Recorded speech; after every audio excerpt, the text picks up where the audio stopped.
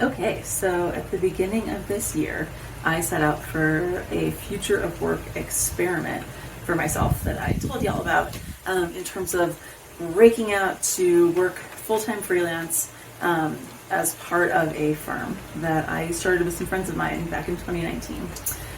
My intention in breaking out was to do a couple of things. So one was to like future of work, have a 4-day work week. So could I get all of my work into 4 days? Was to, my goal was to treat myself at least as good as, if not better than, bosses that I had in the past. So not to replicate any like bad boss behavior from the past. And then number 3, to pay myself equitably and fairly. So I just wanted to talk really quickly about how that is going. So number 1, the 4-day work week, I found really hard to stick to and transition to, especially in the beginning. Part of it is that I kind of took on a lot of clients at the beginning because I wasn't sure how it was going to work.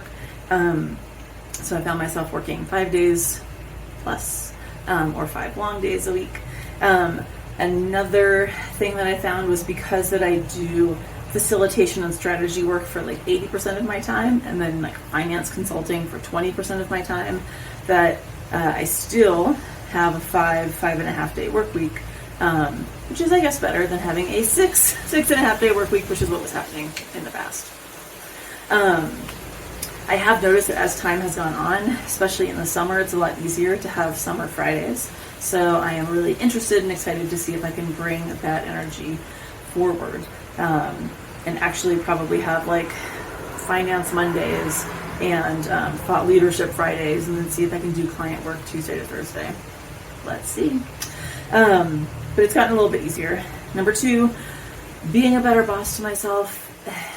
I mean, I'm getting better because I am taking more of that time off. I'm also, I think, getting better at not over-delivering. So delivering appropriately, kicking ass, doing really good work, but not doing more than I said I was going to do, which as a consultant is actually really important because part of how I get paid is in chunks of work or milestones or deliverables. And if I deliver more than that, then there is no additional contract for me to additionally get paid on. So figuring out like the right size there has been a challenge. And there's this whole conversation about quiet quitting.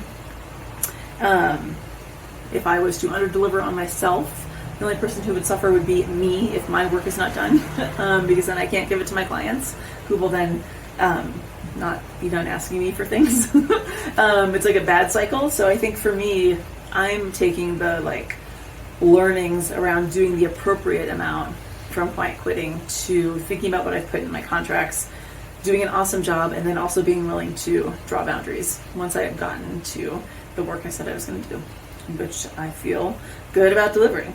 And then number 3, getting paid well. I did raise my rates for strategy and facilitation this year. Design strategy is in high demand, and being able to facilitate teams through design, it's a skill. People need it. I do it remotely. People need that even more, so it's actually been great. I kept all of my bride-free financial consulting one-on-one workshop fees the same this year. That just felt right because my other income has gone up, so I've been able to balance out. It's probably about the same. So I'm not like suddenly X-factoring my income, but I'm not suddenly living on a lot less. So that is balancing. That is good. In terms of the experiment of being a freelancer, we will see. There's things I really like about it. There's things that are question mark. Being in total control of my time is the best. Getting to pick my clients is also the best. I have some very cool projects. I did a really big project in June, and another really big project that I'm on now that are all about how work works and what it's like to work and interact with other workers at your work in ways that don't suck. And I kind of love that, so that's really fun. But in my future of work experiment, I'm working on the future of work. Oh, lucky me. So that is my little update for how it's going. I think, well, I've certainly extended my experiment of working for myself, not just through June, but now through October at least. and then maybe through the end of the year. We will see. So that's the update from Working for Myself 2022 first edition.